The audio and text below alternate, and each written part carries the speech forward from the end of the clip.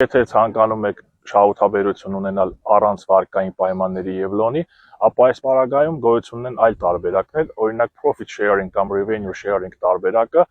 երբ դուք ստանում եք եկամտի կամ վաճառքի մի մասը։ Բայց այս պարագայում պետք է հաշվի առնել, որ եթե բիզնեսը ձախողի, ապա դուք կորցնում եք ձեր գումարը։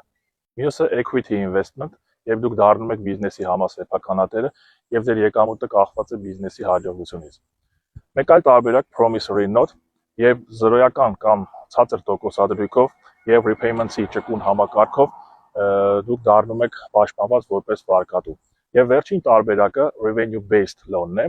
երբ դուք որոշակի գումար եք տրամադրում եւ դրա դիմաց հետագայում ստանում եք բիզնեսի վաճառքից տոկոսներ, բայց պայմանավորվածություն ունեք վարկահարույի հետ, որ որոշակի գումարի շեմը հատելուց հետո այդ վարկային պարտավորությունները դադարելու են։ Օրինակ, եթե դուք տրամադրել եք $100,000 եւ $140,000 շեմ է հասել ձեր գումարի եւ տոկոսների հատկացումները, ապա այս պարագայում ձեր պայմանավորվածությամբ դադարում է